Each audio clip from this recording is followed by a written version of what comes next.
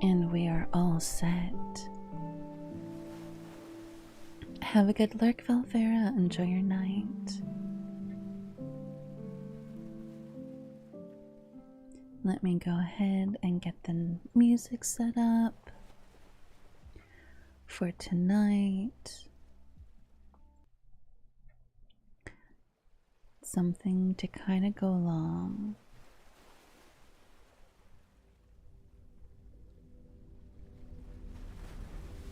with tonight.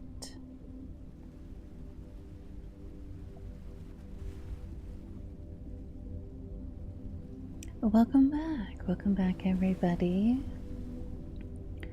Welcome back. Let's go ahead and let's switch on over.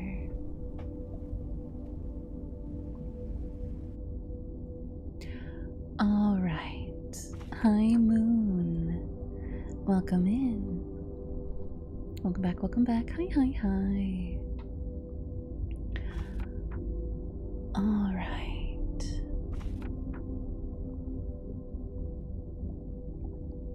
For those of you who are new to what we do on Tuesday nights, we read a book. And right now I am reading 20,000 Leagues Under the Sea. So if you'd like to join us, here is the link for the book. Let me go ahead and just pin that. Perfect. Welcome back. Thank you. I love reading time. Good. Hi, Swire. Welcome in. How are you? Lloyd. Hi, Lloyd. Gonna get my user change eventually. Ah, I see. Okay. Well, thank you so much for coming in and hanging out with me on YouTube. Thank you so much. I'm just in time. Hi, Katsam. Welcome in. You know what? I forgot to do something. I want to try and get into the habit of doing this, where I do a thing on I think I have to do it from my phone. Let's see. Let me go ahead and do this, because one day I'll figure out how to go live on TikTok too. One day. I just don't know how to do it. Hi, Mashai. See me, favorite Siren. I'm good. How are you? How's your night? It's been a while. Every time. Let me, if I can.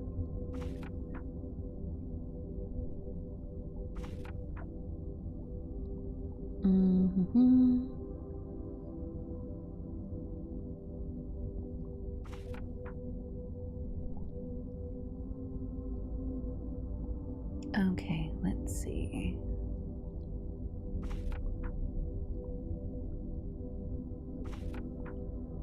Okay, we're good. Hi, Nix. Welcome in.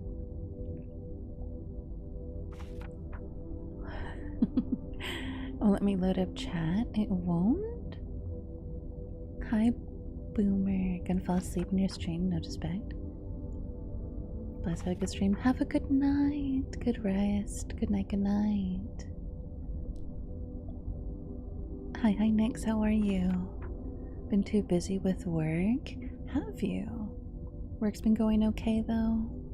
You doing good? Oh, good book time. Yes, we're gonna do a book tonight. As soon as I am able to actually get this. How do I? Why is this not working? I might just say fuck it.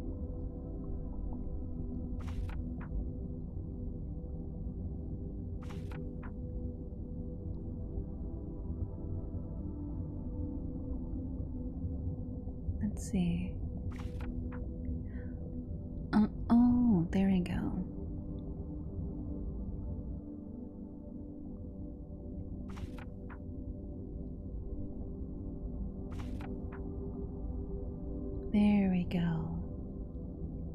We got it.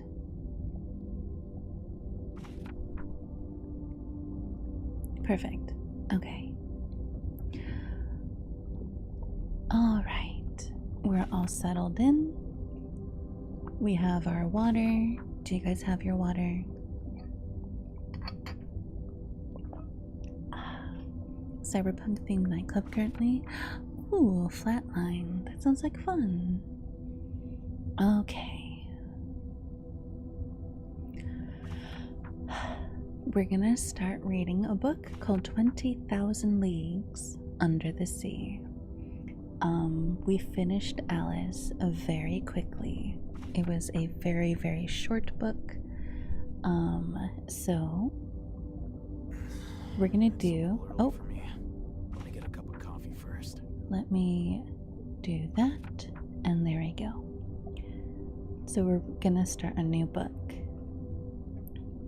Chapter 1, A Runaway Reef. Oh, I forgot what to do one thing. There we go. A Runaway Reef.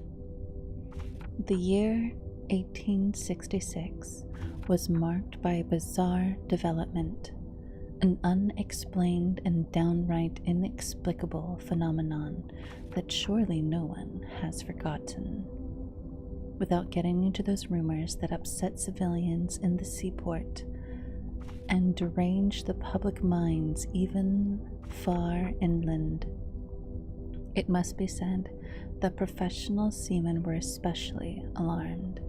Traders, ship owners, captains of vessels, skippers, and master mariners from Europe and America, naval officers from every country, and at their heels the various national governments on these two continents were all extremely disturbed by the business.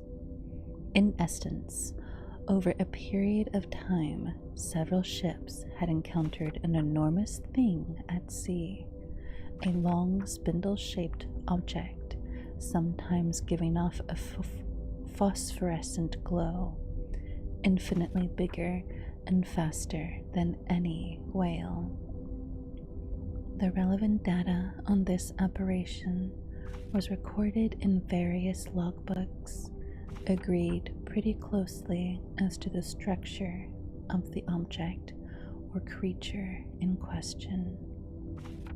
Its unprecedented speed of movement, its startling locomotive power, and the unique vitality with which it seemed to be gifted. It was a cetacean.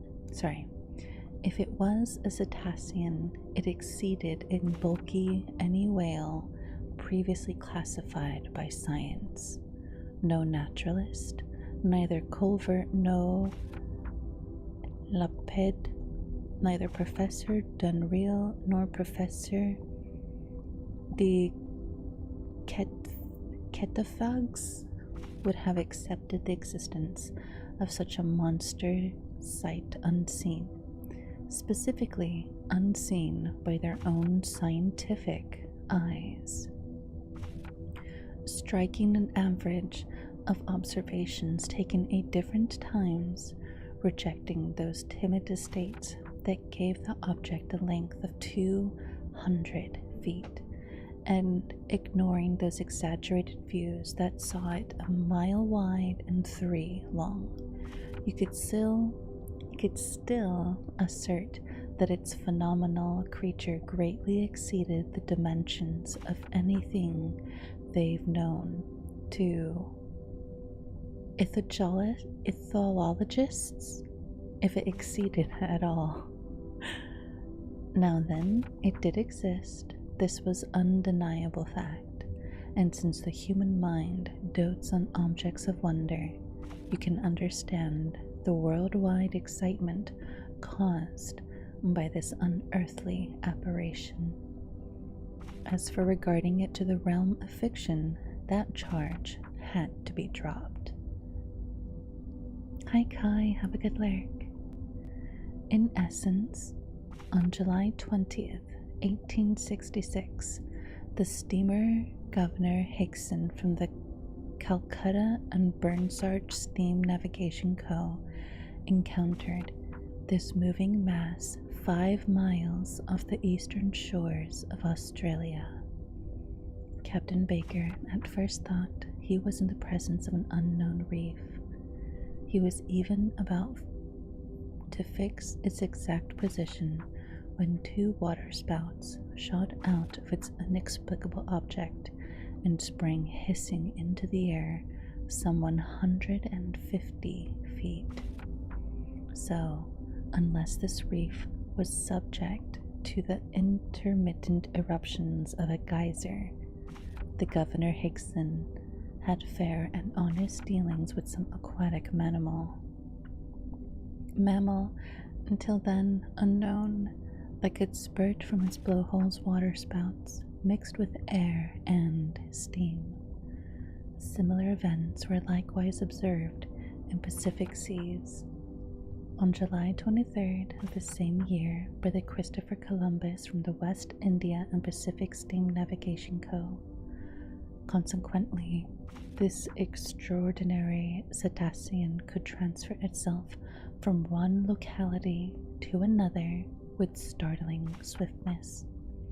Since within an interval of just 3 days, the Governor Higson and the Christopher Columbus had observed it at 2 positions on the charts, separated by a distance of more than 700 nautical leagues.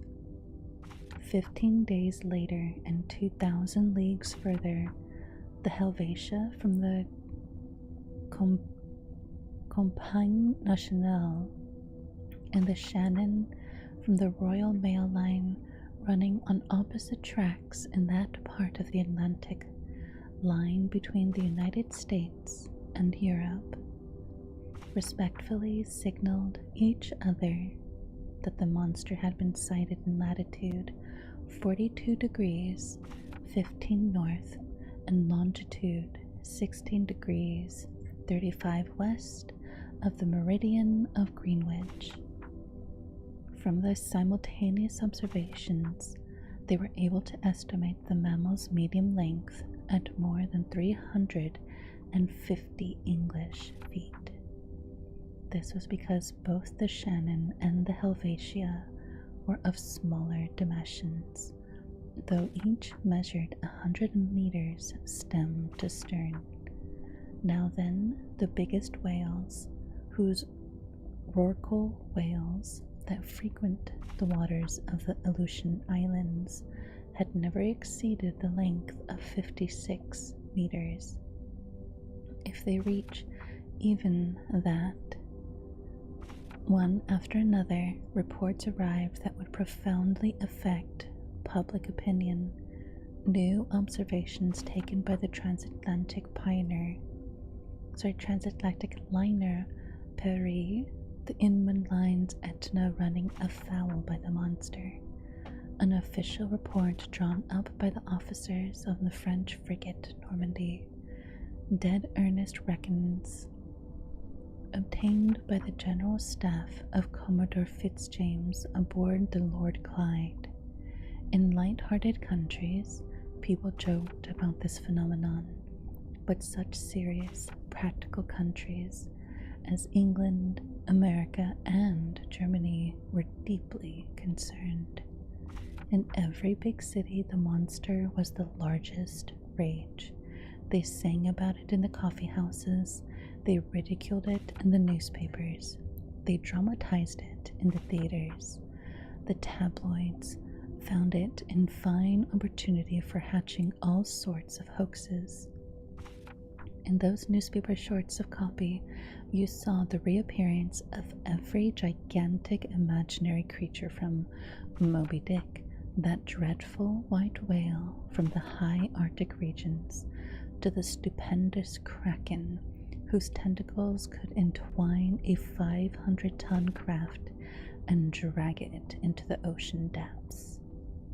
They even reprinted reports from ancient times, the views of Aristotle and Pliny accepting the existence of such monsters, then the Norwegian stories of Bishop Pontoppidan, the narratives of Paul Eaged, and finally the reports of Captain Harrington, whose good faith is above superstition, in which he claims he saw, while aboard the Castilian in 1856, one of those enormous serpents that, until then, had frequented only the seas of France, to old extremist newspapers, the Constitutionalist.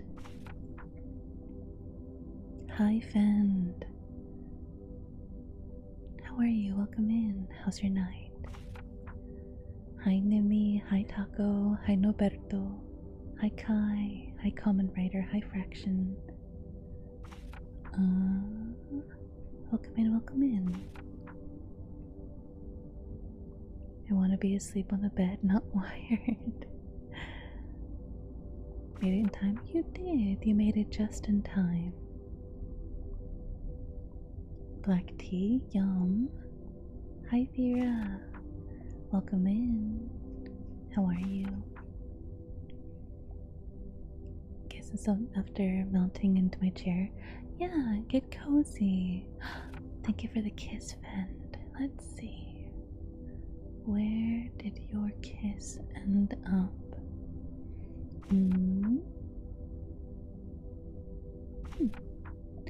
It might be on my tummy. Hold on.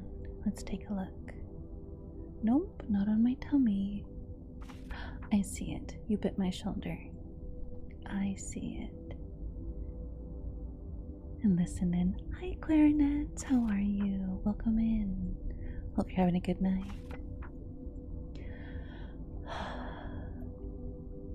Okay. An interminable debate then broke out between believers and skeptics in the scholarly societies and scientific journals. The monster question inflamed all minds. During this memorable campaign, journalists making a profession of science battled with those making a profession of wit, spilling waves of ink, and some of them even 2 or 3 drops of blood, since they went from sea serpents to the most offensive personal remarks. For 6 months, the war seesawed with inexhaustible zest. The popular press took potshots at feature articles from the Geographic Institute of Brazil, the Royal Academy of Science in Berlin, the British Association, the Smithsonian Institute in Washington, at discussions and the Indian Archipelago, in Cosmos published by Father Mowingo, in Pertman's Mittelhugen, and at Scientific Chronicles, in the great French and foreign newspapers. When the monster's detractors cited as saying by the botanist Linnaeus that nature doesn't make leaps, witty writers in the popular periodicals parodied it, maintaining in essence that nature doesn't make lunatics, and ordering their contemporaries never to give the lie to nature by believing in krakens, sea serpents, Moby Dicks, and other all-out efforts from drunken seamen. Finally, in a much feared satirical journal, an article by its most popular columnist finished off the monster for good, spurring in the style of Hippothylus, repulsing the amorous advances of his stepmother, Phaedra, and giving the creature its quietus amid a universal burst of laughter. Wit had defeated science. During the last months of the year 1867, the question seemed to be buried, and it didn't seem due for resurrection, when new facts were brought to the public's attention. But now it was no longer an issue of a scientific problem to be solved, but a quite real and serious danger to be avoided. The question took an entirely new turn. The monster again became an islet, rock, or reef, but a runaway reef, unfixed and elusive. On March 5th, 1867, the Moravian from the Montreal Ocean, lying during the latitude of 27 degrees and longitude 72 degrees 15, ran its starboard quarter afoul of a rock marked with no charts of these waters. Under the combined effort of wind and 400 horsepower steam, it was traveling at a speed of 13 knots. Without the high quality of its hull, the Moravian would surely have split open from this collision and gone down together with those 237 passengers it was bringing back from Canada. This accident happened around 5 o'clock in the morning, just as day was beginning to break. The officers on watch rushed to the craft's stern. They exclaimed the ocean with the most scrupulous care. Examined the ocean with the most scrupulous care. They saw nothing except a strong eddy breaking 3 cable lengths out, as if those sheets of water had been violently churned. The site's exact bearings were taken, and the Moravian continued on course apparently undamaged. Had it run afoul of an underwater rock or the wreckage of some enormous derelict ship? They were unable to say, but when they examined its undersides in the service yard, they discovered that part of its keel had been smashed. This occurrence, extremely serious in itself, might perhaps have been forgotten like so many others if 3 weeks later it hadn't been reenacted under identical conditions. Only, thanks to the nationality of the ship victimized by this new ramming, and thanks to the reputation of the company to which the ship belonged, the event caused an immense uproar. No one is unaware of the name of that famous English ship owner, Cunard. In 1840, this shrewd industrialist founded a postal service between Liverpool and Halifax, featuring 3 wooden ships with 400 horsepower paddle wheels and a burden of 1,162 metric tons. 8 years later, the company's assets were increased by 4 650 horsepower ships and 1,820 metric tons, and in 2 more years by 2 other vessels of still greater power and towage. In 1853, the Cunard Company, whose mail carrying had just been renewed, successfully added to its assets the Arabia, the Persia, the China, the Scotia, the Java, and the Russia, all ships of top speed, and after the Great Eastern, the biggest ever to plow the seas. So, in 1867, this company owned 12 ships, 8 with paddle wheels and 4 with propellers. Hi Lalito, welcome in, how are you? How's your night? Have a good night, Golden, rest well. Hi Shulk.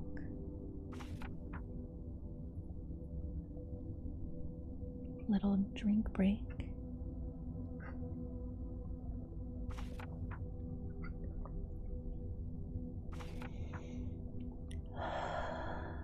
I will do any redeem at the end of the chapter. Gustav, I see you're good boy. Also, don't forget, we still have the wheel spin. So if you guys do subs or 500 bits, I will spin the wheel and we'll do one of those redeems. But you'll have to wait until the end of the chapter. Good night, come and have a good ride. Good ride. Good rest.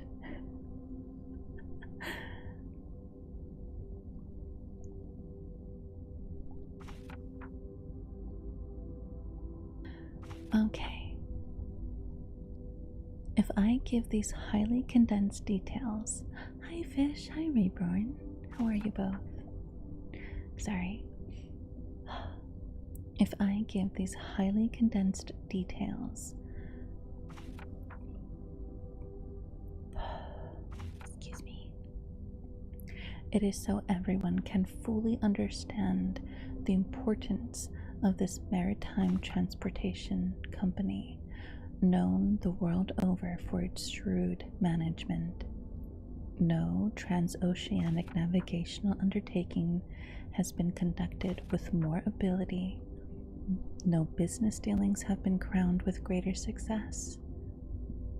In 26 years, Cunard ships have made 2,000 Atlantic crossings without so much as a voyage cancelled, a delay recorded, a man, a craft, or even a letter lost. Accordingly, despite strong competition from France, passengers still chose the Cunard line in preference to all others, as can be seen in recent survey of official documents. Given this, no one will be astonished by the uproar provoked by the accident involving one of its finest steamers. On April 13th, 1867, with a smooth sea and a moderate breeze, the Scotia lay in longitude 15 degrees 12 and latitude degrees 37. It was traveling at a speed of 13.43 knots under the thrust of its 1,000 horsepower engines. Its paddle wheels were churning the sea with perfect steadiness. It was then drawing 6.7 meters of water and displacing 6,624 cubic meters. At 4:17 in the afternoon, during a high tea for passengers gathered in the main lounge, a collision occurred, scarcely noticeable on the whole, affecting the Scotia's hull in that quarter a little astern of its port paddle wheel. The Scotia, that's what it is. The Scotia hadn't run afoul of something.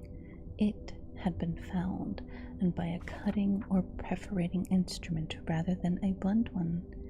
This encounter seemed so minor that nobody on board would have been disturbed by it had it not been for the shouts of the crewmen in the hold, who climbed on deck yelling, "We're sinking!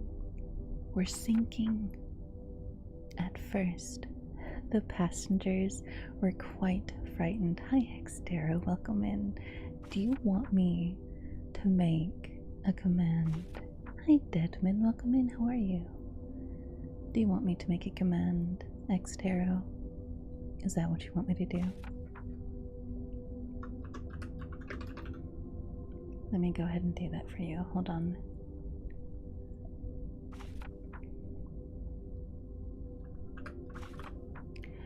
Let's see.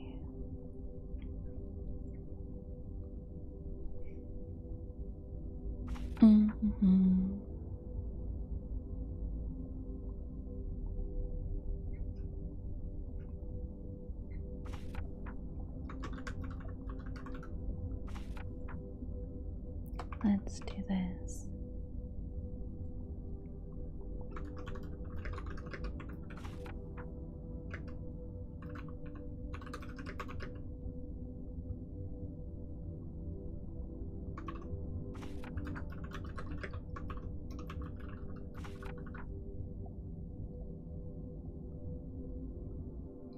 let's see how this works.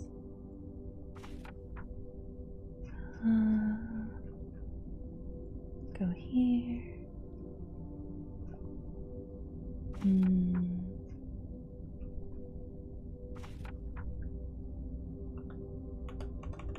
Let's see. Okay.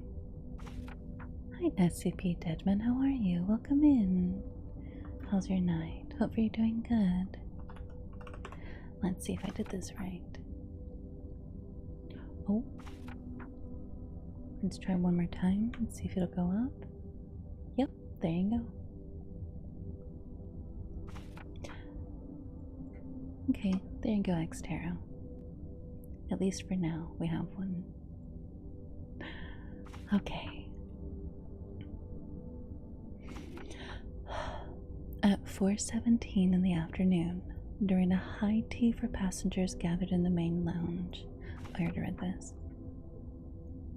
At first, the passengers were quite frightened, but Captain Anderson hastened to reassure them.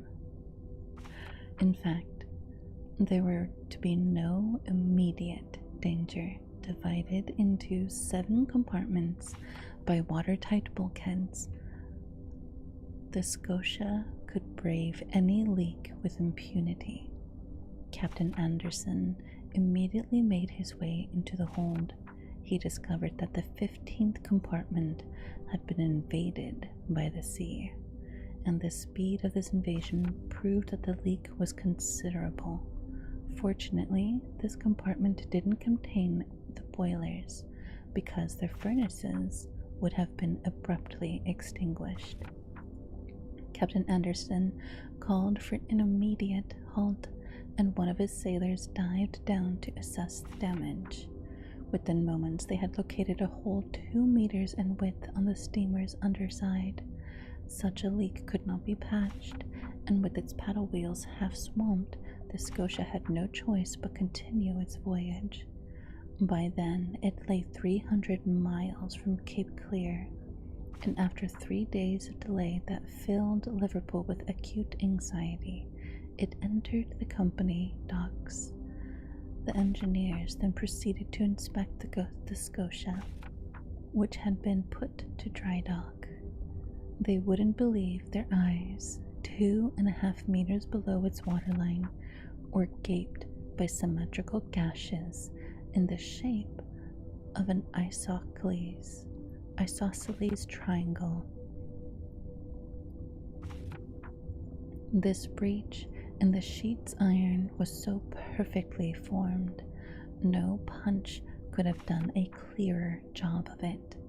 Consequently, it must have been produced by a perforating tool of uncommon toughness. Plus, after being launched with prodigious power and then piercing 4 centimeters of sheet iron, this tool had needed to withdraw itself by a backward motions truly inexplicable. This was the last straw, and it resulted in arousing public passions all over again. Indeed, from this moment on, any maritime casualty without an established cause was changed to the monster's account. This outrageous animal had to shoulder responsibility for all derelict vessels, whose numbers were unfortunately considerable, since out of those 3,000 ships whose losses are recorded annually at the Marine Insurance Bureau, the figure for steam or sailing ships supposedly lost with all hands in the absence of any news amounts to at least 200. Good night, Tracks. Have a good sleep.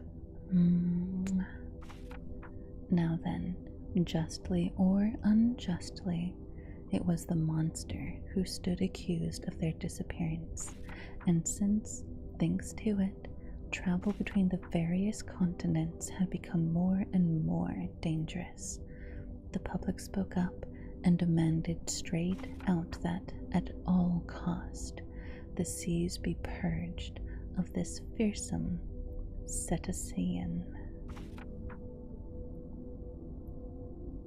I mean, whoever gets to wife up Mukia, they're the luckiest person in the world. I got some.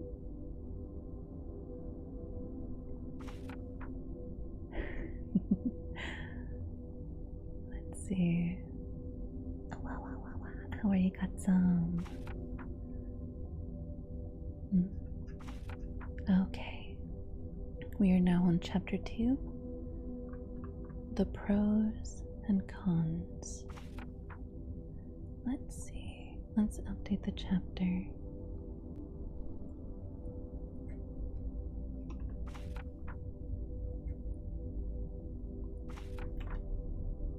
All right.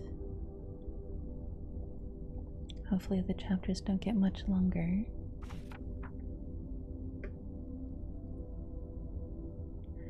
Let me do something really quick.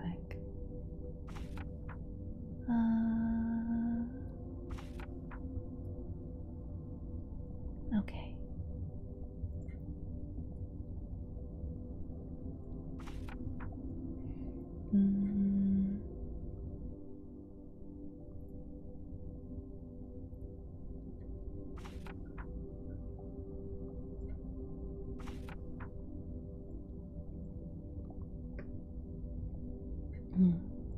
Okay.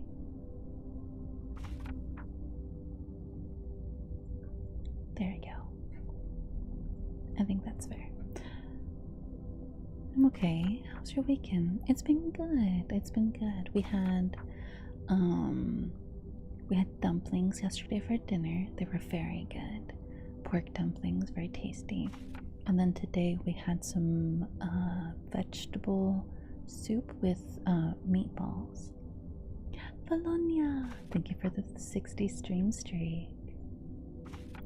Just a reminder to anybody that would like to, I am also live over on my ASMR channel, and I do have a super goal up.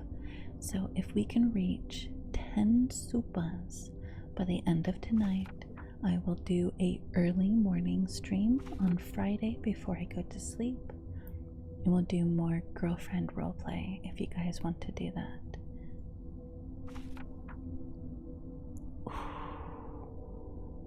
Alright, let's see. I owe somebody comment. Thank you for the forehead kiss. And Gaga, you want a good boy. Good boy, Gustav. Gustav, you are a good boy. You are a sweet boy. You are a warm and caring boy. Good boy, Gustav. Good boy, Gustav. Hopefully you're feeling better today. Happy 60th sweet stream streak. 60, holy cow. Thank you for the 60 stream streak. Thank you so much.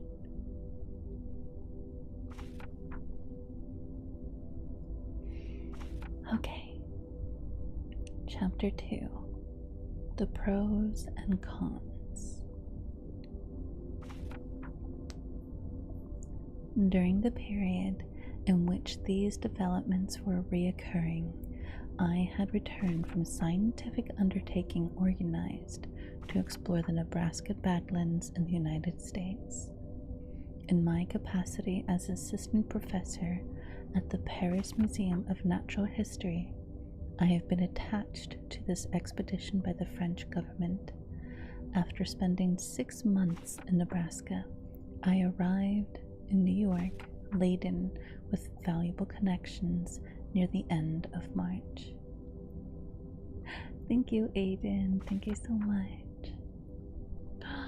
You know what I forgot to talk about? I forgot to tell you guys about something really quick.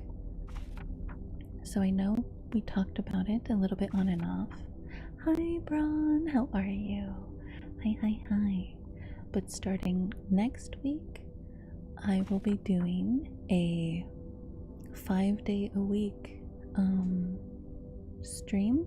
So I'll be doing Monday, Tuesday ASMR, then Wednesday, Thursday, Friday collabs with friends.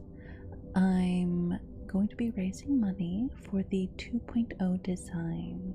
So if you guys would like to help contribute towards that, I'll be doing that next week. All the money goes towards Inky if you do donations. Otherwise, if you do bits or subs, those will go towards me, and they will go into, what's the word? They will go to the model design. So that is something that we will be doing during the what's it called? During the 2 weeks partner celebration, right? Because we're doing 1 year celebration for Twitch partner and getting YouTube partnered. So we're combining them all together. A little something I wanted to do. Okay, that's it. I just remembered I haven't mentioned it. I gotta get better about mentioning things. Okay. During the period. Alright. Little stretch, you know? I'm forcing us to stretch. Yeah, especially right now, 20% off gamer subs codes if you guys use code Mukia at checkout. Otherwise, you can do extra point GS and get the link that way. The old code Mukiachino will still work, and it will still apply towards me. But you can go to the website and type in Mukia if you guys like gamer subs. They do have some new AFK flavors with melatonin and without. But yeah, if you guys like that stuff, there's the link right there. Okay.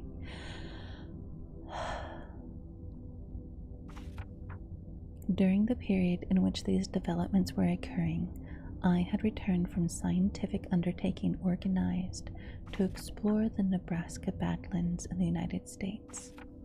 In my capacity as assistant professor at the Paris Museum of Natural History, I had been attached to this expedition by the French government. After spending 6 months in Nebraska, I arrived in New York laden with valuable collections near the end of March. My departure for France was set for early May. In the meantime, then, I was busy classifying my mineralogical, botanical, and zoological treasures when the incident took place with the Scotia. I was perfectly abreast of this question, which was the big news of the day. And how could I not have been?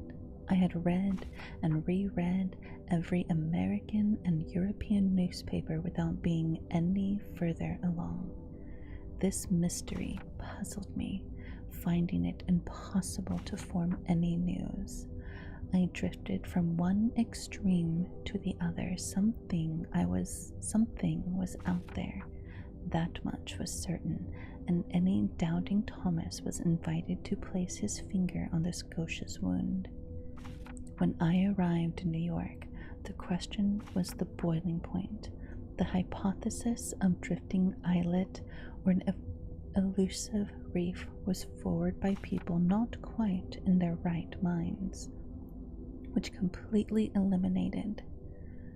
And indeed, unless this reef had an engine in its belly, how could it move about with such prodigious speed? Also, described as the idea of a floating hull or some other enormous wreckage. And again, because of the speed of movement. So only 2 possible solutions to the questions were left, creating 2 very distinct groups of supporters. Have a good night, Aiden. Rest well. Mwah.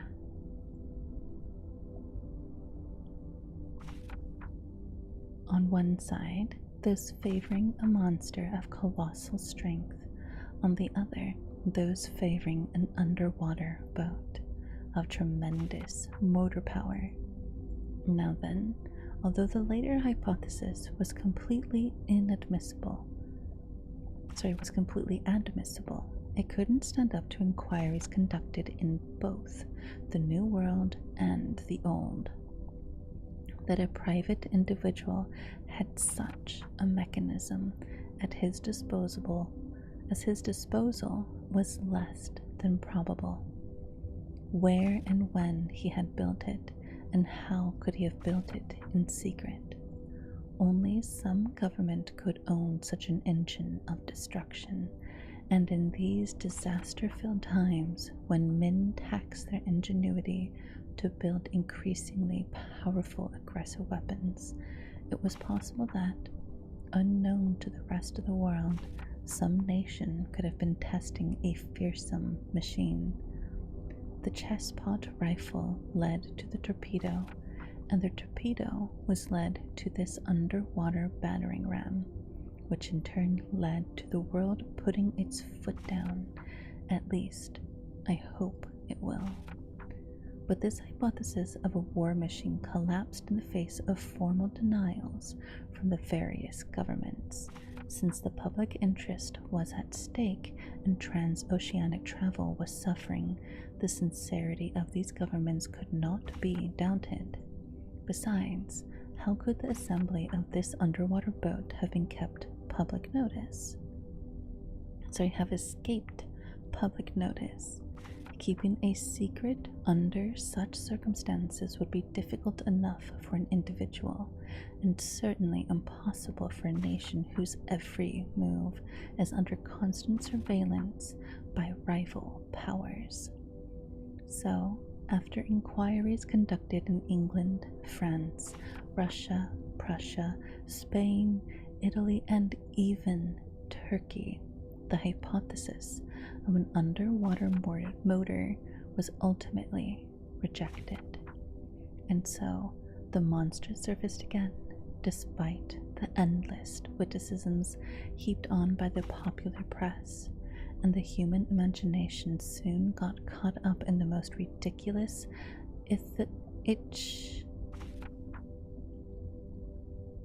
ichlotical fantasies. Did I say that? After I arrived in New York, several people did me the honor of consulting me on the phenomenon in question. In France, I had published a 2-volume work, Encuentro, entitled The Mysteries of the Great Ocean Depths. Well received in scholarly circles, this book had established me as a specialist in this pretty obscure field of natural history. My views were in demand. As long as I could deny the reality of the business, I confirmed myself in a flat no comment, but soon, pinned to the wall, I had to explain myself outright. And in this vein, the Honorable Pierre Onnoy, professor of the Paris Museum, was summoned by the New York Herald to formulate his views no matter what. I complied.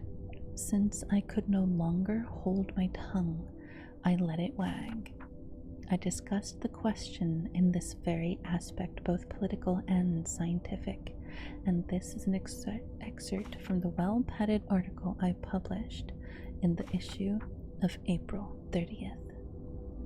Therefore, I wrote, after examining these different hypotheses one by one, we are forced, every other supposition having been refuted, to accept the existence of an extremely powerful marine animal.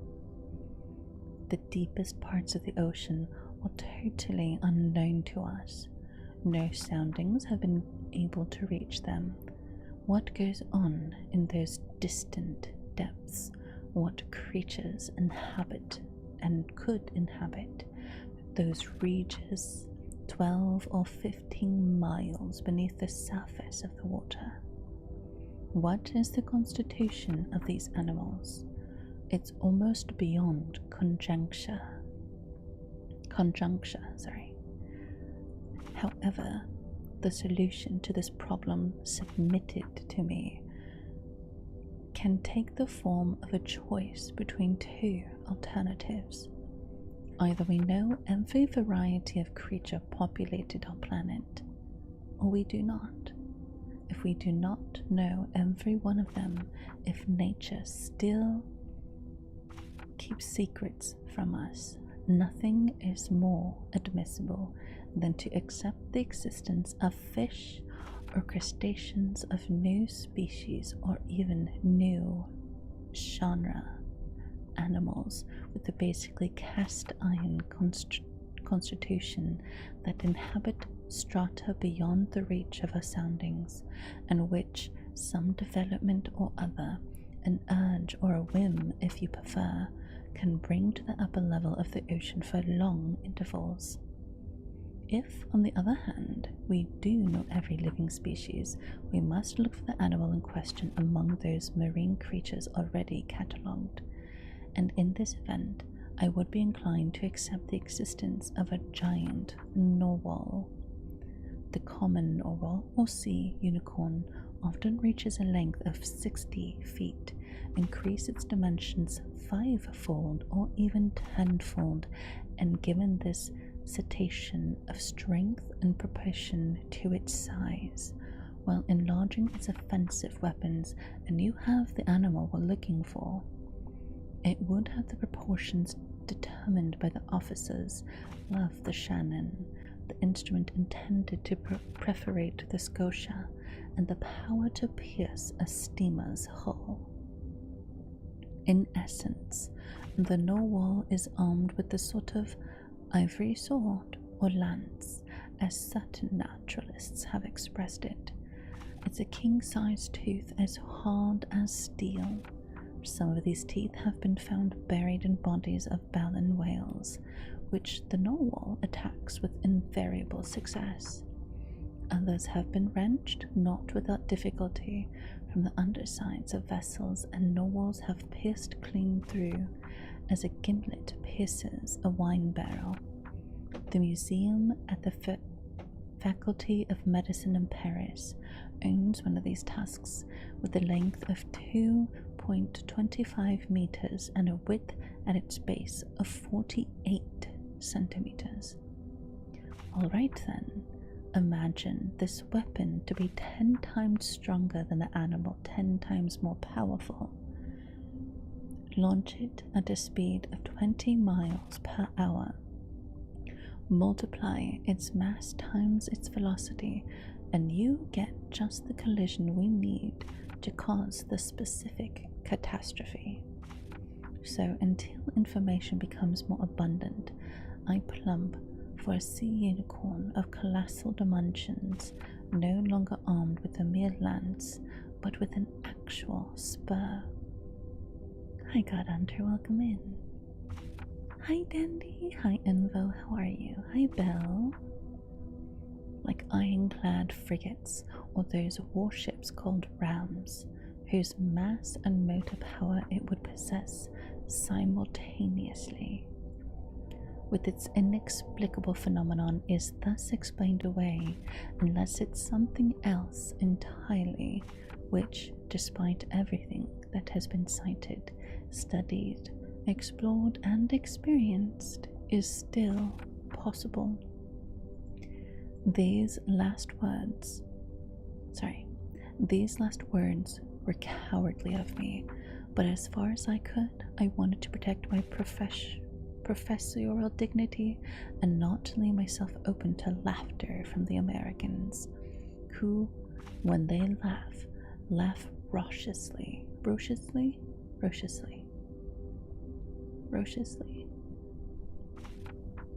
Harsh or grating. Okay, I thought so. I had left myself a loophole, yet, deep down, I had accepted the existence of the monster. My article was hotly debated, causing a fine old uproar. It rallied a number of supporters.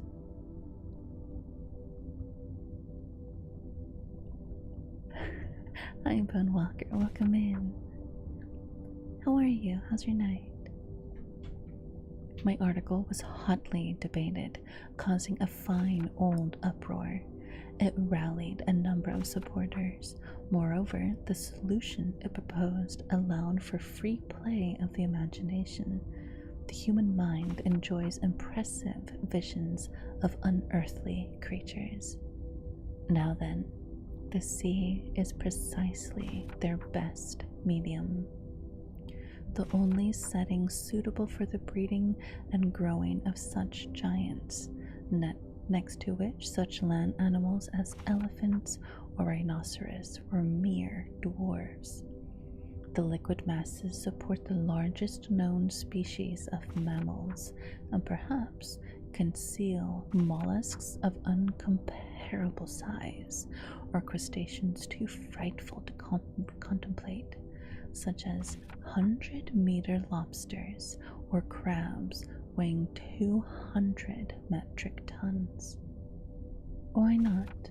Formerly, in prehistoric days, land animals, quadrupeds, apes, reptiles, birds, were built on a gigantic scale. Our Creator cast them using a colossal mold that time has gradually made smaller. With its untold depths, couldn't the sea keep alive such specimens of life from another age? The sea that never changes, while the land masses undergo almost continuous alteration. Couldn't the heart of the ocean hide the last remaining varieties of these titanic species, from whom years are centuries and centuries, millennia? But I mustn't let these fantasies run away with me. Enough of these fairy tales that time has changed for me into harsh realities. I repeat, opinion had crystallized as the nature of this phenomenon, and the public accepted without argument the existence of a prodigious creature that had nothing in common with the fabled sea serpent.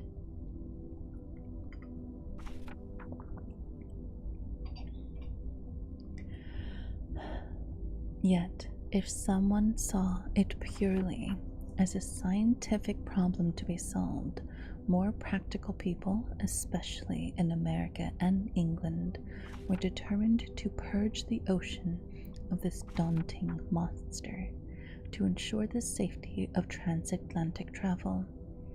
The industrial and commercial newspapers dealt with the question chiefly from this viewpoint: the Shipping and Mercantile Gazette, the Lloyd's List, France's Packboat and Maritime Colonial Review.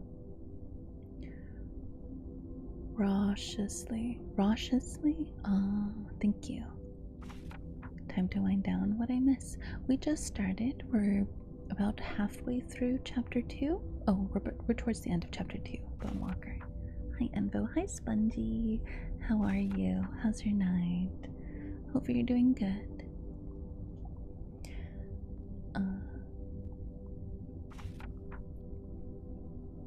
All the rags devoted to insurance companies who threatened to raise their premium rates were unanimously on this point.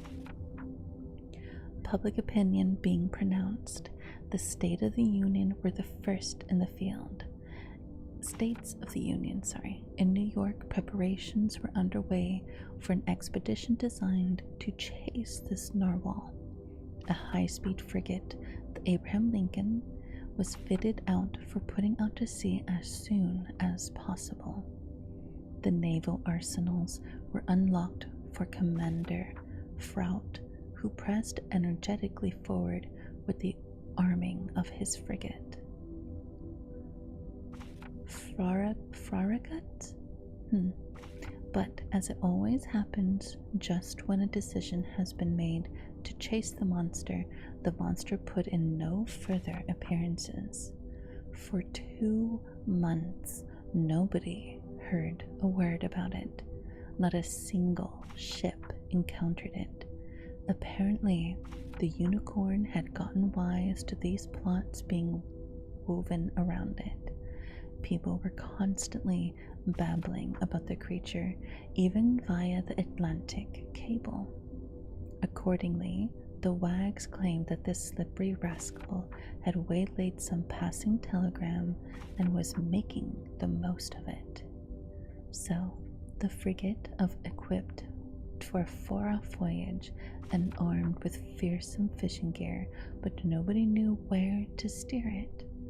And impatience grew on until, on June 2nd, word came that the Tampico, a steamer on the San Francisco line sailing from California to Shanghai, had sighted the animal 3 weeks before the northerly sea of the Pacific. This news caused intense excitement. Not even a 24-hour breather was granted to Commander Frout. His provisions were loaded on board, his coal bunkers were overflowing, not a crewman was missing from his post. To cast off, he needed only to fire and stoke his furnaces. Half a day's delay would have been unforgivable. But Commander Fraugut wanted nothing more than to go forth.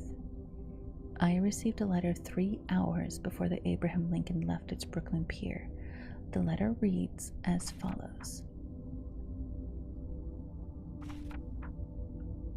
Pierre Arnois, professor at the Paris Museum, 5th Avenue Hotel, New York.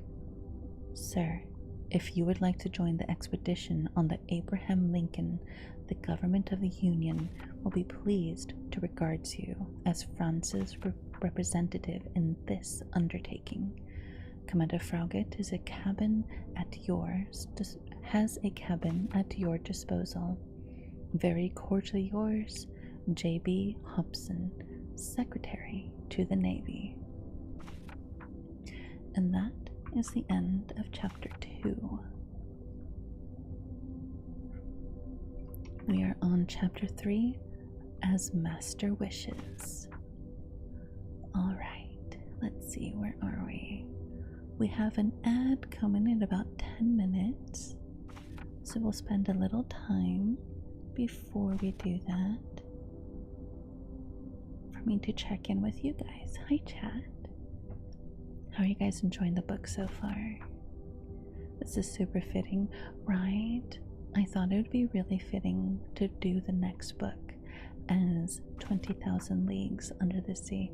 I remember seeing the movies, but I haven't been able to read the book in like ever. But hi God Hunter, hi Deadman. I don't know if you're still there on YouTube, but just a reminder to anyone else, if you prefer watching over on YouTube, here is the link. I am live over there as well, and I can read your chats. Like I said, we do have a super goal going on over on YouTube if you would like to join me. If we can get to 10 supas by the end of tonight, I will stream on Friday morning. We'll do another girlfriend light roleplay stream like we did last night. If you would like to join the book, you choose great books. Yeah, the last one we did was Alice in Wonderland, and we had Birdie with us and Adventure Alm and Inky. They gave me a likeness of them so we can read and enjoy the book. And I thought, if we're going to continue reading, it makes sense for us to... I just thought of something.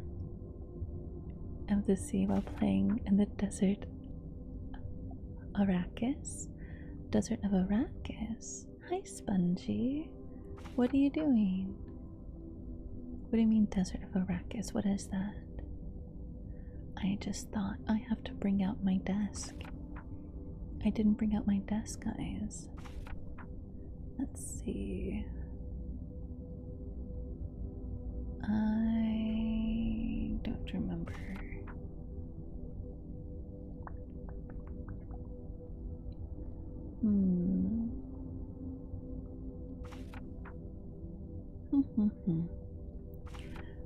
Is it here? I could have sworn it was here. Was it this one? No. Was it this one? No, not that one. Where is my... Is it here? No. Where is my desk? I could have sworn... Okay, hold on.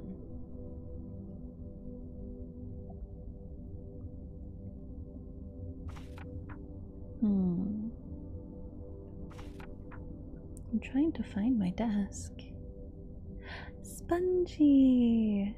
Spongy, thank you so much for the sub, the prime sub. There we go. Thank you so much for the prime sub. Let's go ahead and let's give you a quick spin on the roulette. Let's see, what are you gonna get? Hi Liquid, thank you for the 10 stream streak.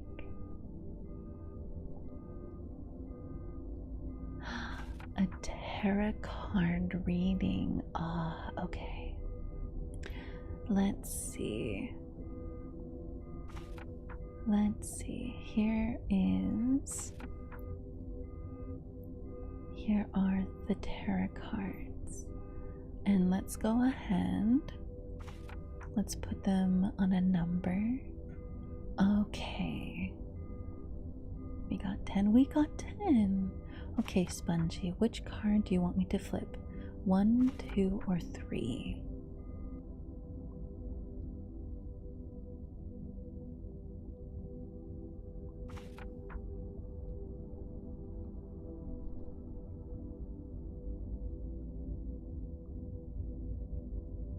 Okay, 2.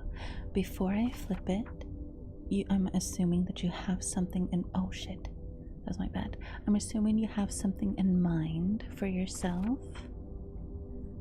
A question that you need a little assistance on. If you don't, I will refresh the cards again until you have something in mind.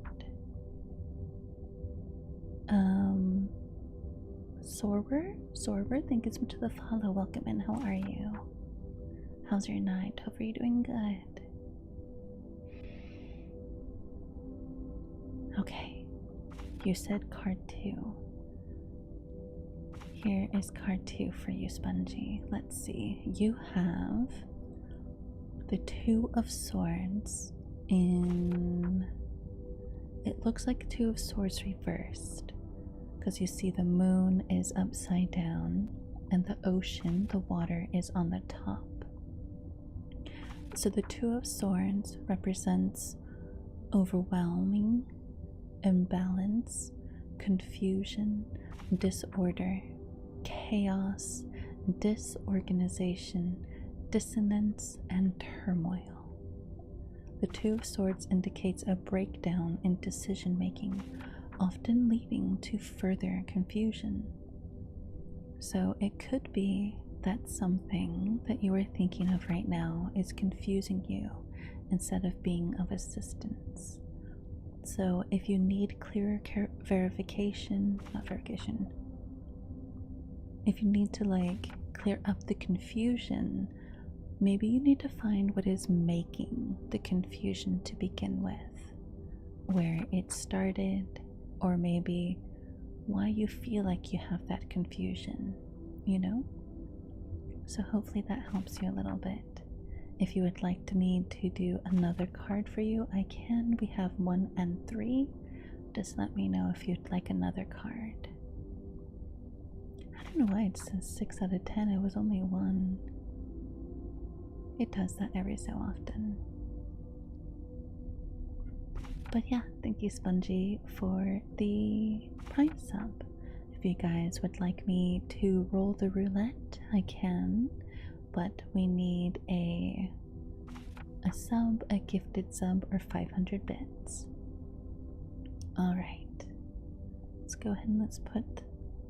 I'll leave this out for just a bit longer because I think we have ads in about 5 minutes. Yes, we have ads in about 5 minutes. I'm actually going to run them now. I'm going to go to the bathroom and I will be Never mind. Hi, Birdie. We fell down the rabbit hole, ended up here. Hi, Birdie. Welcome in. Welcome on in, Raiders. Welcome to Favorite Cafe. I'm Mukia. I'm a Siren with a chronic affliction, and I run a cafe. If you guys would like a drink, never mind. Hi, Kinata. Welcome in, welcome in. Hi, hi, hi, hi. Welcome on in, Raiders. Welcome to Favorite Cafe. I'm Mukia. I'm a Siren with a chronic affliction, and I run a cafe.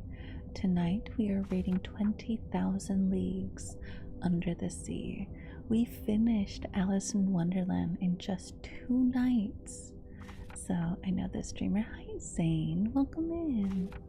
Welcome in. Thank you for the coffee order. Hi, Pickard. How was your night, Birdie? Hopefully it went well. But don't let me keep you. If you need to raid and run, I understand. But if you want to lurk and hang out, you're more than welcome to. Just make sure to do your after stream care. Howdy, Meowmers. Thank you so much for the follow. Welcome in. Hi, hi, hi.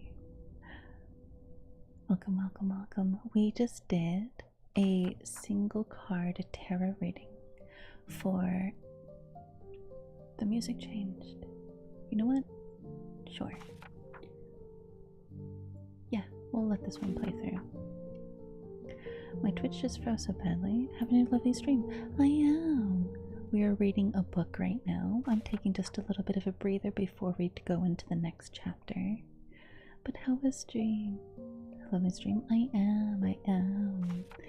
We do, we have a roulette for anyone who would like to do sub or 500 bits, and I will roll the roulette for you. It has things like ear cleaning RP, kisses, what's the other one?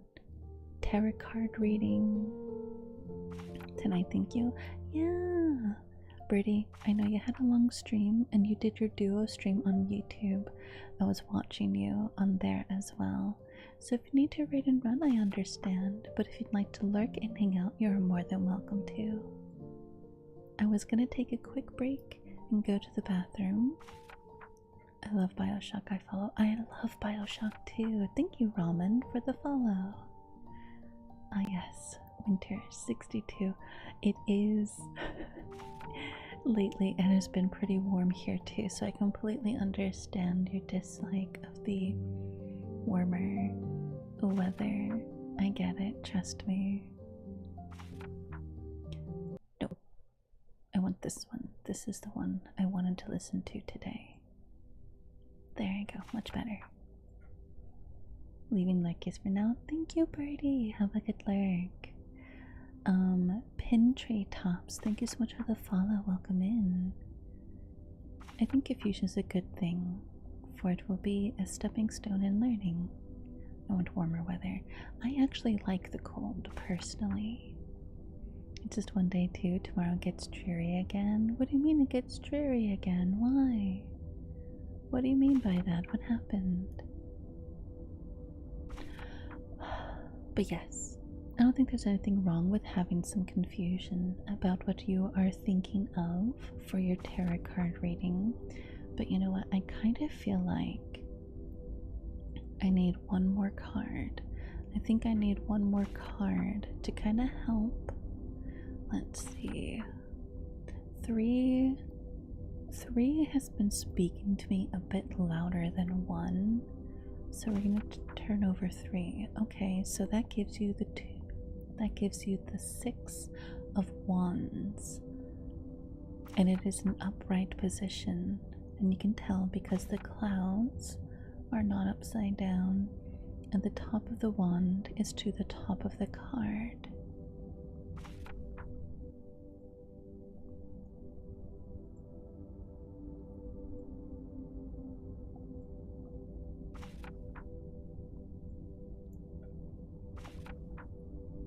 Uh-oh. I just lost connection to my model. Oh no, V-Breacher died. Okay, give me a second to get that back up.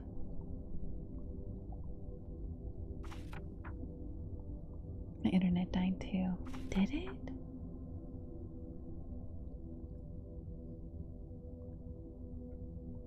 Okay, there's that. And there we are. Okay, that was weird. Rebridger just decided to die. It's 1 day 2. Temps drop. Alright, so this card for you, Spongy, represents victory, success, recognition, triumph, achievement, celebrating honor, and acclaim. The Six of Wands is a card of triumph, celebrating success and public recognition for your achievements. So this card makes me think whatever is causing you confusion, right? Whatever is causing confusion or disassociation or turmoil, that there's a, like you said, there's a good thing to come out of it, right? Was too powerful. It's a very good card.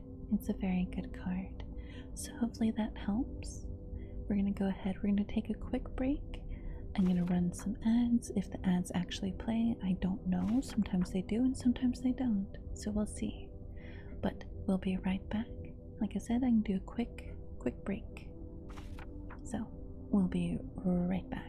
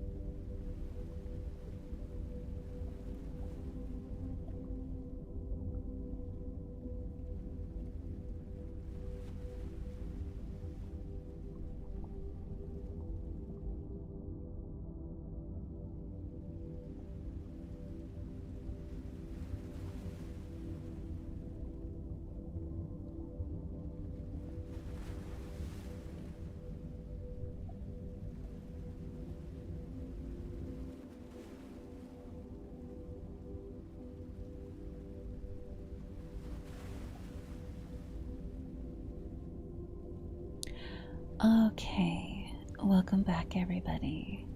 Welcome back. Let us go ahead and let's pick up where we left off. Like I said, we are reading 20,000 Leagues Under the Sea, and I found the table I was looking for. So, the Toad Bear RDF, thank you for the care package. Stretch out our arms and tilt your head to the left. And tilt our head to the right. Let's look up. And look down. Sit up and drink some wawa. Thank you for the care package. Alright.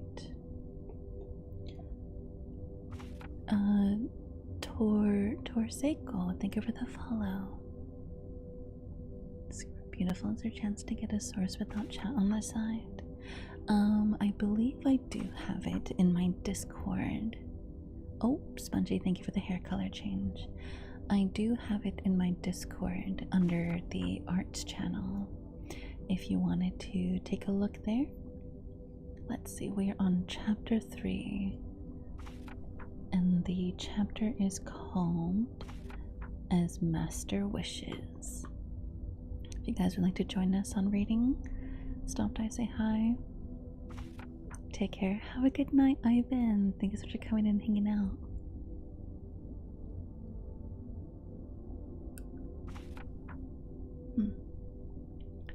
Okay. I just remembered something. I remembered something that I needed to do, and now I don't remember what it was.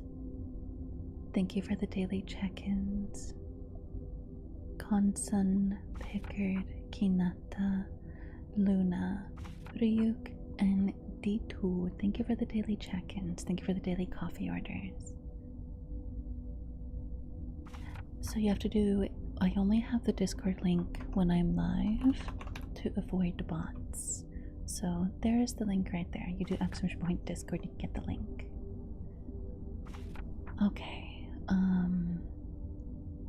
I don't remember what I was gonna do. Oh well, I guess it doesn't matter. I remember now. I remember now what it was.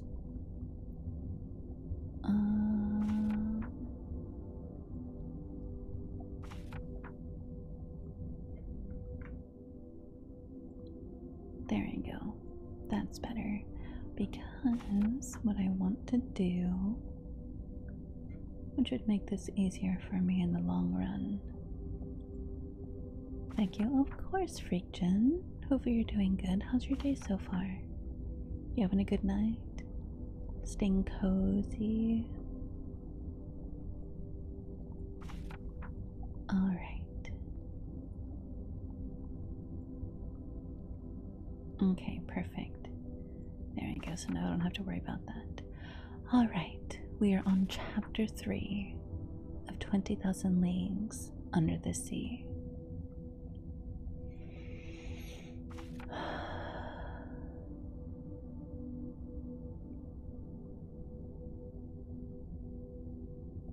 I mean,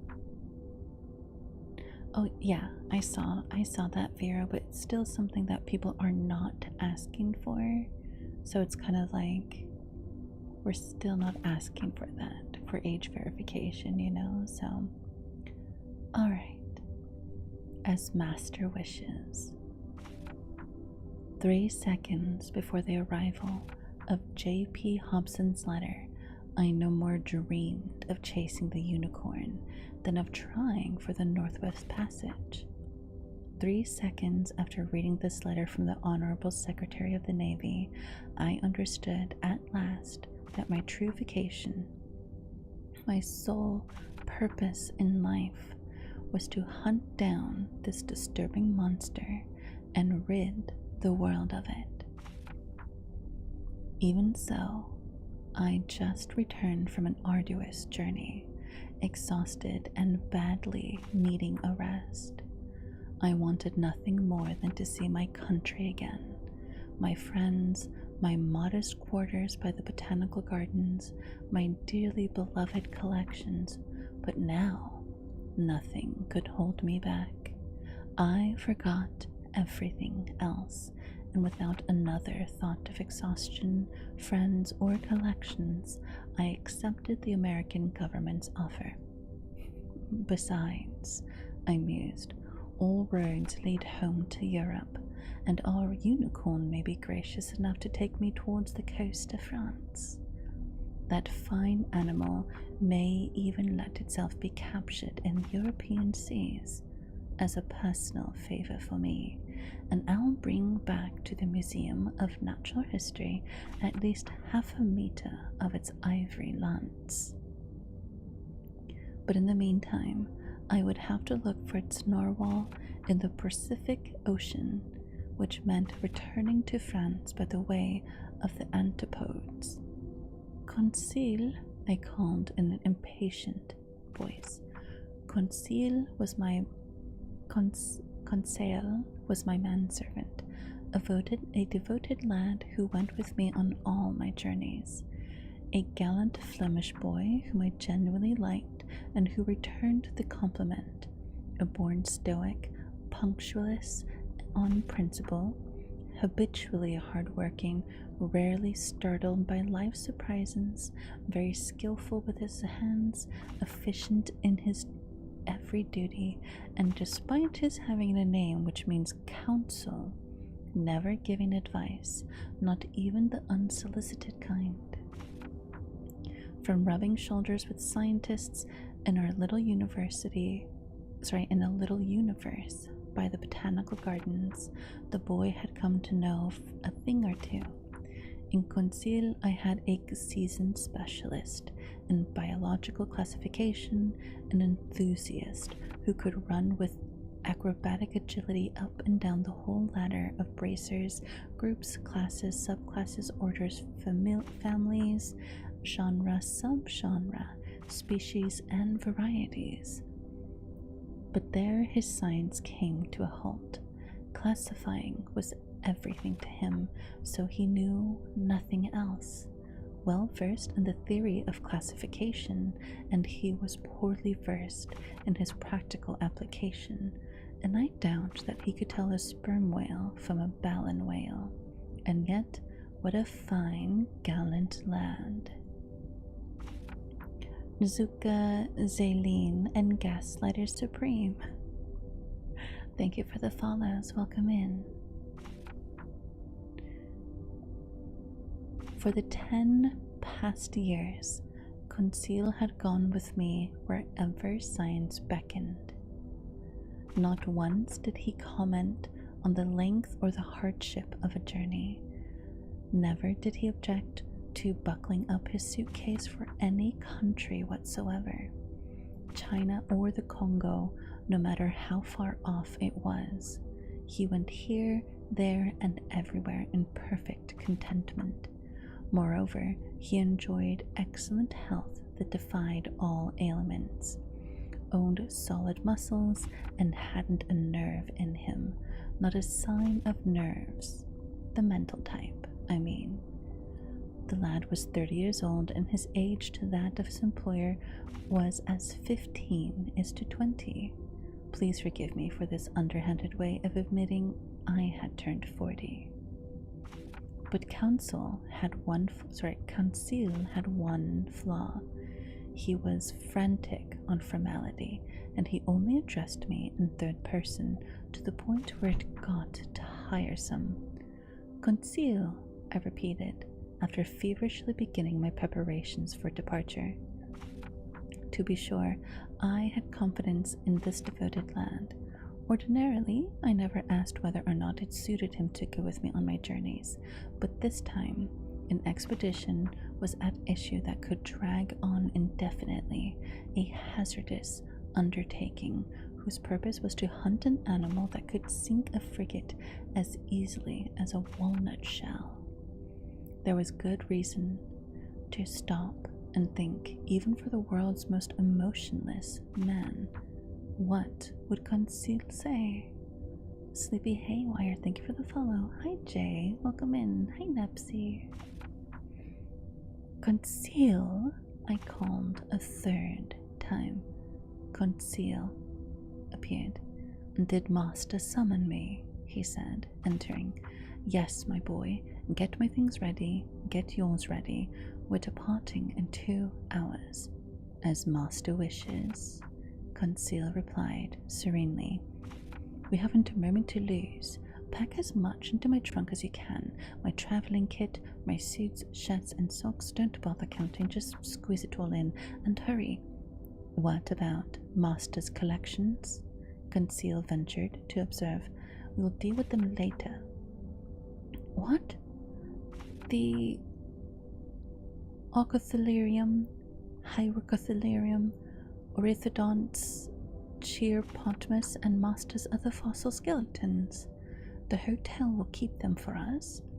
What about Master's live Babrusa? They'll feed it during our absence. Anyhow, we'll leave instructions to ship the whole menagerie to France. Then we aren't returning to Paris? Conceal asked. Yes, we are. Certainly, I replied evasively, but after we make a detour. Whatever detour Master wishes. It's nothing really. A route slightly less direct, that's all. We're leaving on the Abraham Lincoln. As Master thinks best, Conceal replied placidly. You see, my friend, it's an issue of the monster, the notorious narwhal. We're going to rid the seas of it. The author of 2-volume work in quarto on the mysteries of the great ocean depths has no excuse for not setting sail with Commander Frigate. It's a glorious mission, but also a dangerous one. We don't know where it will take us. These beasts can be quite unpredictable, but we're going just the same. We have a commander who's game for anything.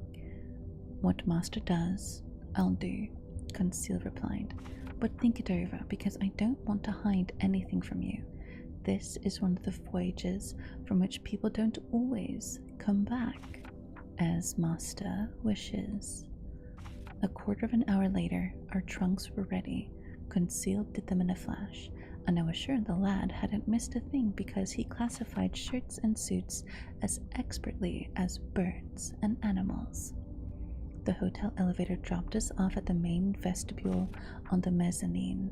I went down a short stair leading to the ground floor. I settled my bill at that huge counter that was always under siege by a considerable crowd. I left instructions for shipping my containers for stuffed animals and dried plants to Paris. I opened a line of credit sufficient to cover the Barbrisa and the Conceal at my heels. I jumped into a carriage. For a fare of 20 francs, the vehicle went down Broadway to Union Square, took 4th Avenue to its junction and Brownie Street, turned to Catherine Street and halted at Pier 34. There, the Catherine ferry transferred men, horses, and carriages to Brooklyn, that great New York annex located on the left bank of the East River. And in a few minutes, we arrived at the wharf next to which the Abraham Lincoln was vomiting torrents of black smoke from its 2 funnels. Our barrage was immediately carried to the deck of the frigate. I rushed abroad. I asked for Commander Farragut. One of the sailors led me to the afterdeck, where I stood in the presence of a smart-looking officer who extended his hand to me. Professor Pierre Anox, he asked me. The same, I replied. Commander Farragut, in person. He's American. In person. Welcome abroad, Professor. Your cabin is waiting for you. I bowed, and letting the commander attend to getting underway, I was taken to the cabin that had been set aside for me. The Abraham Lincoln had been perfectly chosen and fitted out for its new assignment. It was a high-speed frigate, furnished with superheating equipment that allowed the tension of its steam to build to 7 atmospheres. Under this pressure, the Abraham Lincoln reached an average speed of 18.3 miles an hour. A considerable speed, but still not enough to cope with our gigantic cetacean. Phoenix! Hi, Phoenix. Thank you so much for this sub. Let me see. Let me go ahead and spin the wheel for you. Let's see, what do you get tonight? Let's see. You get a tarot card reading. Teonia, welcome in. Thank you so much for the check-in. Let me go ahead and get this set up. Alright, let me get my cards. Here we go. So before you are 3 cards, Phoenix. We have card 1, card 2, and card 3. Which one would you like me to flip? But before I flip the card for you, make sure you have a question or something in your mind where you're wondering. It could be any type of question. It could be maybe you're needing some advice on something, or you're wondering why something's not quite working out the way that you need it to. But which one would you like me to flip for you? 1, 2, or 3? But hope you're doing good. We are currently reading 20,000 Leagues Under the Sea, and we are on chapter 3. Phoenix, if you don't pick a card, I'm going to go ahead and pick for you, if you don't mind. I think we should probably stick with the ones that everybody has been picking so far, and we will go with card 2. You have the 7 of Swords in the upright position.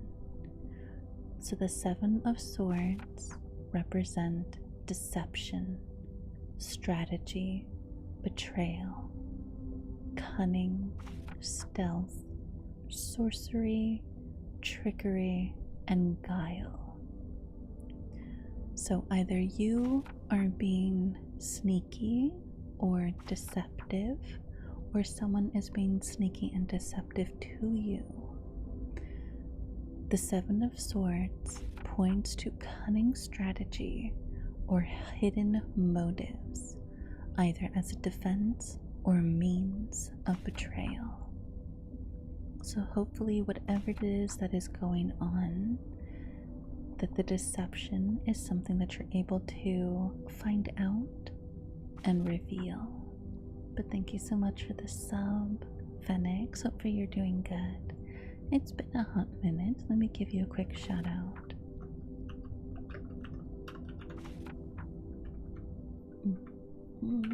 There we go. Take me by the hand. Hi Shizu, how are you? How's your night? Hope you're doing good.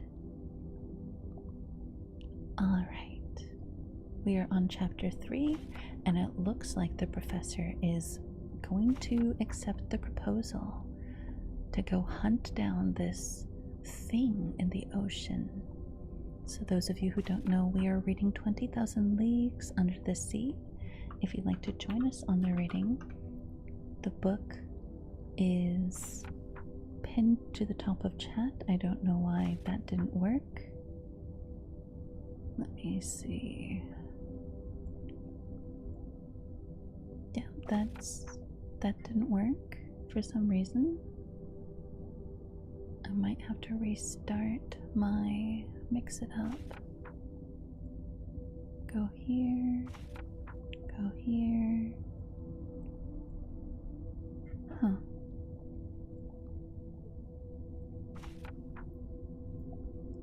I think I do have to restart my mix it up. let's go for time to unwind. Yeah, time to unwind, get cozy. Good, you want a good puppy? Okay, I can do a good puppy. Alright, Nepsy, you are a good puppy. Nepsy, you are a very good puppy. Good puppy, Nepsy. Nepsy, you are a sweet puppy. Nepsy, you are a swamp puppy. Good puppy, Nepsy. Good puppy. Let's see, can I get the book to work now? Boop, boop, boop. Oh. That's why it didn't work. There we go. Alright. Okay, let's settle back in and let's keep reading. The frigate's interior accommodations complemented its nautical virtues. I was well satisfied with my cabin, which was located in the stern and opened into the officers' mess. We'll be quite comfortable here, I told Conseil, with all due respect to master, as comfortable as a hermit crab inside the shell of a whelk. I left Conseil to the proper stowing of our luggage and climbed on deck to watch the preparations for getting underway. Just then, the Commander Farragut was giving orders to cast off the last moorings holding the Abraham Lincoln to its Brooklyn pier. And so, if I'd been delayed by a quarter of an hour or even less, the frigate would have gone without me, and I would have missed out on this unearthly, extraordinary, and inconceivable expedition, whose whole story might well meet with some skepticism, but Commander Farragut didn't waste a single day or even a single hour in making for those seas where the animal had just been sighted. He summoned his engineer. "Are we up to pressure?" he asked the men. "Aye, sir," the engineer replied. "Go ahead then," Commander Farragut called. At his order, which was relayed to the engine by the means of a compressed air device, the mechanics activated the startup wheel. Steam rushed whistling into the gaping valves. Long horizontal pistons groaned and pushed the tide rods of the drive shaft. The blades of the propeller churned the waves with increasing speed, and the Abraham Lincoln moved out majestically amid a spectator-laden escort of some 100 ferries and tenders. Or small steamboats, I should say, if you don't know what a tender is. The wharves of Brooklyn and every part of New York bordered the East River were crowded with curiosity seekers. Departing from 500,000 throats, 3 cheers burst forth in succession. Thousands of handkerchiefs were waving above these tightly packed masses, hailing the Abraham Lincoln until it reached the waters of the Hudson River. At the tip of the long peninsula that forms New York City, the frigate then went along the New Jersey coast, the wonderful right bank of this river all loaded down with 3 country homes, and passed by the forts to salutes from the biggest cannons. The Abraham Lincoln replied by 3 chimes, lowering and hoisting the American flag, whose 39 stars gleamed from the gaff of the mizzen sail, then changing speeds to take the buoy-marked channel that curved into the inner bay formed by the spit of Sandy Hook. It hugged the sand-covered strip of land where thousands of spectators acclaimed us one more time.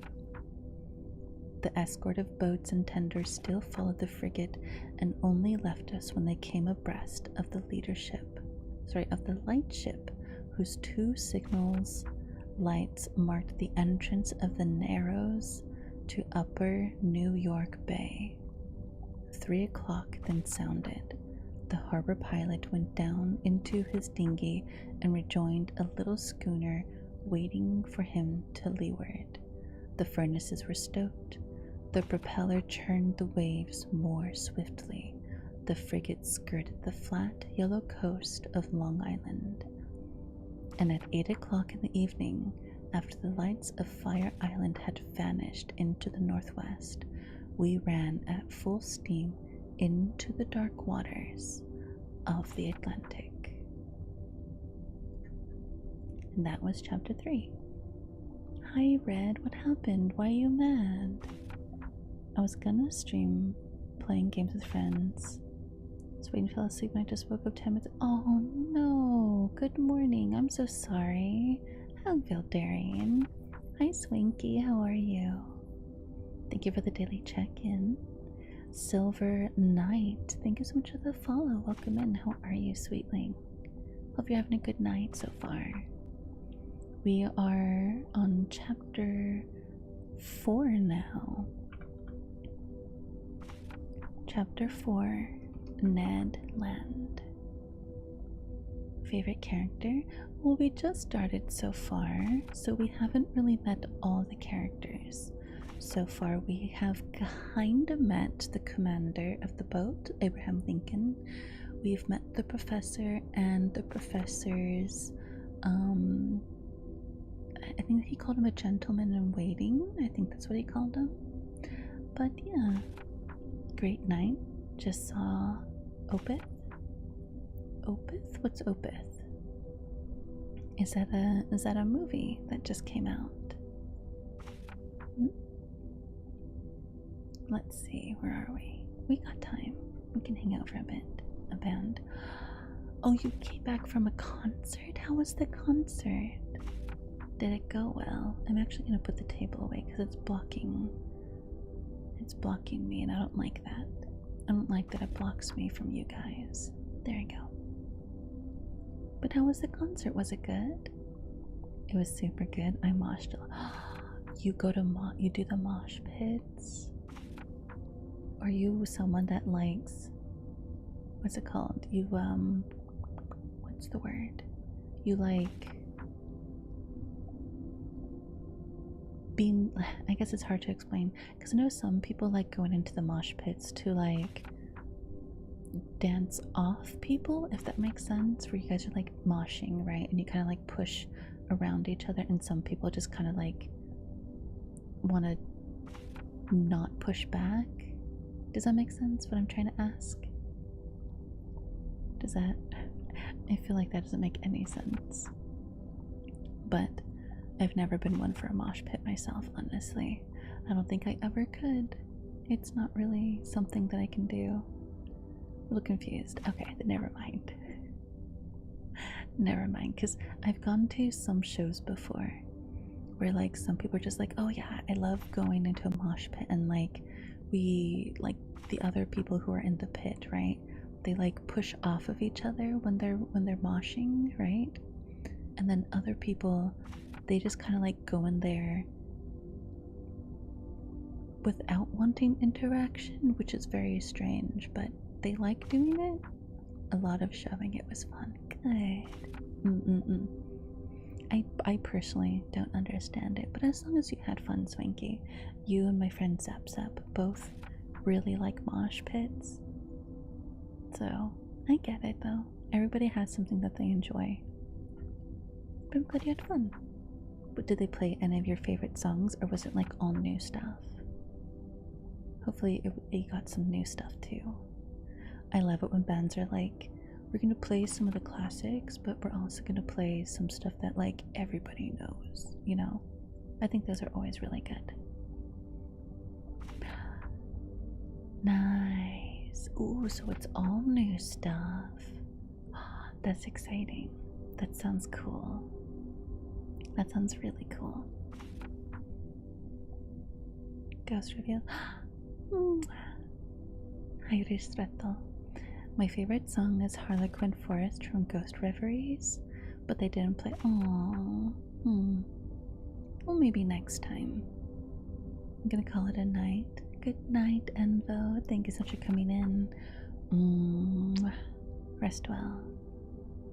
Hi, Redbeard. How are you? How's your night? Hope you're doing good. Hope you're having a wonderful, relaxing night. Hi.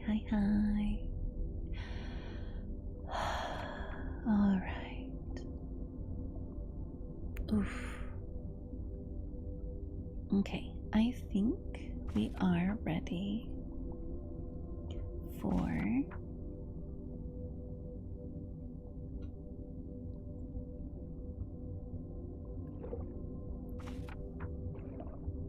to continue the story. If you guys are. I'm worn out from work today. I'm popping in to get cozy before bed. Yeah, get nice and cozy. Alright, let's continue. We are on Chapter 4, Ned Land. Alright, tilt your head to the left. And tilt your head to the right. Look up. And look down. Sit up and drink some wawa.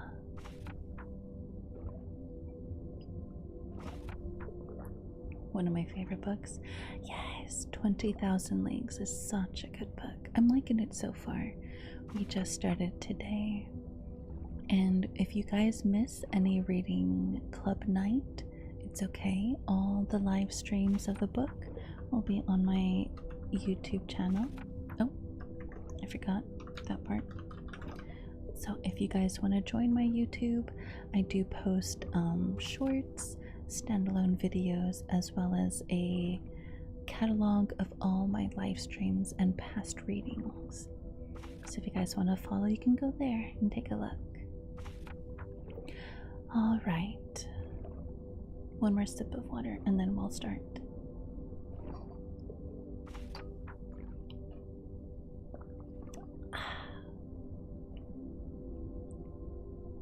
Commander Farragut was a good seaman, worthy of the frigate he commanded.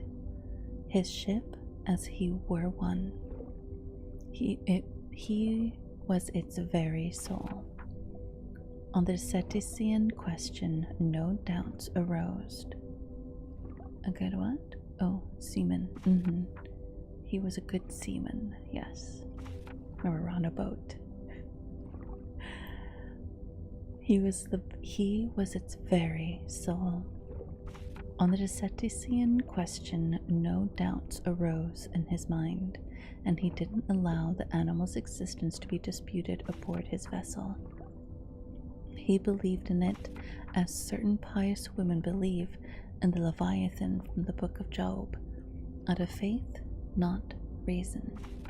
The monster existed, and he had vowed to rid the seas of it. The man was a sort of knight of Rhodes, a later day Sir Dondieu of Gonzo, on his way to fight for an encounter with a dragon devastating the isle. Either Commander Farragut would slay the narwhal, or the narwhal would slay Commander Farragut. No middle of the road of these two. The ship's officers shared the views of their leader. They could be hearing chattering, discussing, arguing, calculating the different chances of the encounter, and observing the vast expanse of the ocean. Voluntary watches from the crosstrees of the top-gallant sail were self-imposed by more than one who would have cursed such toil under any other circumstances. Wow, I cannot read today, and my book is missing. There we go. As often as the sun swept over its daily arc, the masts were populated with sailors whose feet itched and couldn't hold still on the planking of the deck below. And Abraham Lincoln's steam post hadn't even cut the suspected waters of the Pacific. As for the crew, they only wanted to encounter the Unicorn, harpoon it, haul it on board, and carve it up. They surveyed the seas with scrupulous care. Besides, Commander Farragut had mentioned that a certain sum of $2,000 was waiting for the man who first sighted the animal. He be cabin boy or sailor, mate or officer. I'll let the reader decide whether eyes got proper exercise aboard the Abraham Lincoln. As for me, I didn't lag behind the others, and I yielded to no one my share in these daily observations. Our frigate would have had 50 good reasons for renaming itself the Argus, after that mythological beast with 100 eyes. The lone rebel among us was Conseil, who seemed utterly uninterested in the question exciting us and was out of step with the general enthusiasm on board. As I said, Commander Farragut had carefully equipped his ship with all the gear needed to fish for a gigantic cetacean. No whaling vessel could have been better armed. We had every known mechanism, from the hand-hurling harpoon to the blunderbuss firing barbed arrows to the duck gun with exploding bullets. On the forecastle was mounted the latest model breaching loading cannon, very heavy of barrel and narrow of bore, a weapon that would figure in the Universal Exhibition of 1876. Made in America, this valuable instrument could fire a 4-kilogram conical projectile, an average distance of 16 kilometers without the least bother. So, the Abraham Lincoln lacked its means of destruction. Wasn't lacking in means of destruction.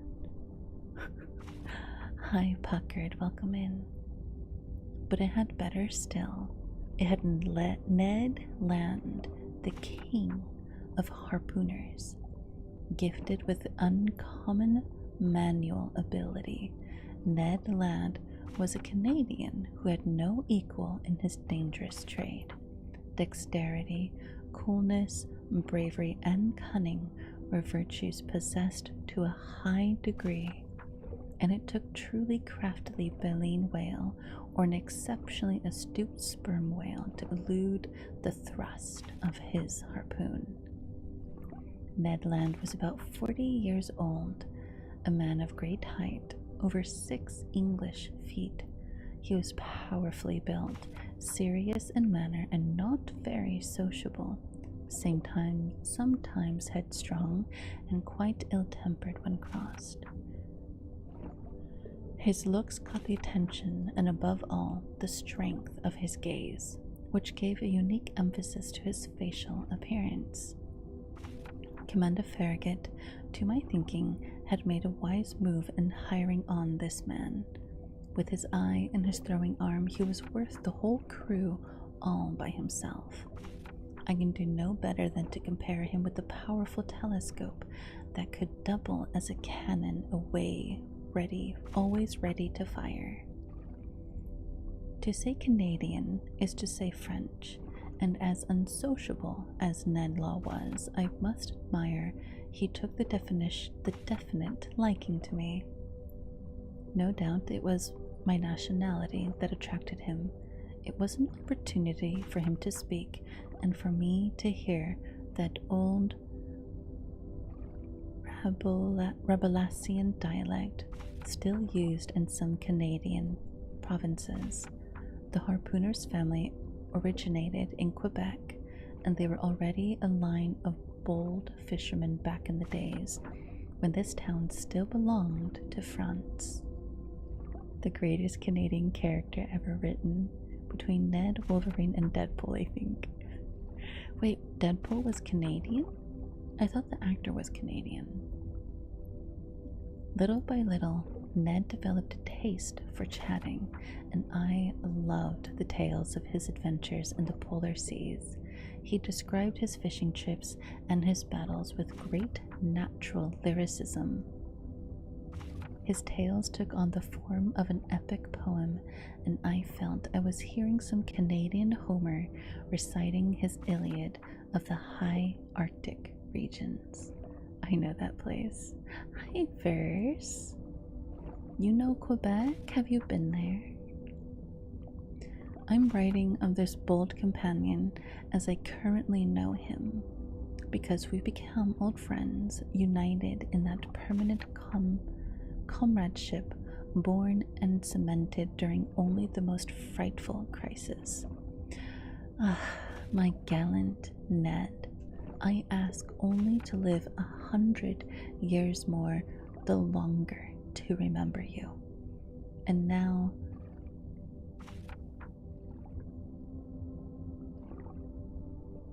is he gay? Because it kind of is making me think that like he's in love with him.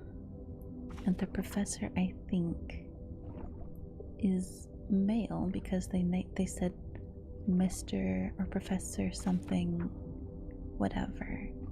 Could be a female author. We haven't really. No.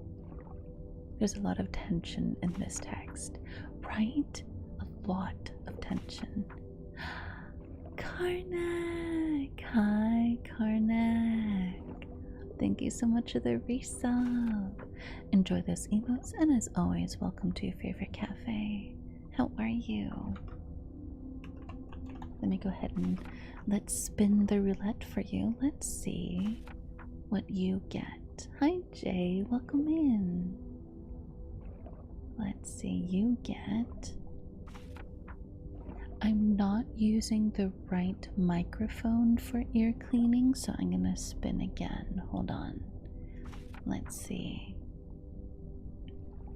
Let's see if we can get something else, because I'm not using the right microphone right now. It's doing that again. One more time. One more spin. One more spin. One more spin. Let's see. Ears are clean. Yeah. Oh, I didn't see it. Okay. It went away, so we'll have to do it again. Affirmations. Okay. Are you okay with affirmations, or do you want me to do something else? Kisses? Or I can do kisses. Which one do you want? Karnak, do you want... I can do kisses and best kitty. Do you want an affirmation that you're the best kitty? Okay, I can do that.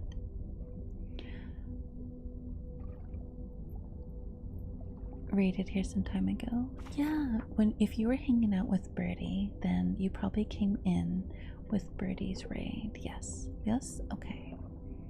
Karnak is the best kitten ever. They are the softest ears, the fluffiest of tails, and their intelligence is bar none the best of any other cat that I've ever come across. Karnak is funny and wise and one of the nicest people I've come across. I heard spin and thought of moving a pretty dress, doing a spin, and woke up to my time. I have been thinking about an alternate outfit, but if we did that, I wouldn't be able to afford the 2.0. So part of me is like debating on just waiting and getting a pretty dress for the 2.0. Or a 3D model, you know what I mean? Tons of plans. Must have been it. I fell asleep watching her stream. Birdie is so cozy. I completely understand you. We are about halfway through chapter 4. But I'm not gonna lie to you guys, my stomach actually is really beginning to hurt me right now, and I don't know why. So I'm probably gonna call it a little early tonight. I know we didn't stream for a very long time, but I really don't feel good. I thought it was just gonna go away, but it's not. So we're gonna call it here, and I'll pick up on chapter 4 next Tuesday. I hope it passes. I hope so too. I hope it's nothing, but like it started to hurt after my break, and it's just like getting worse and worse and worse. So yeah, I'm gonna end here for the night. I am so sorry. Like I said, we'll pick up on chapter 4 next week. So until then,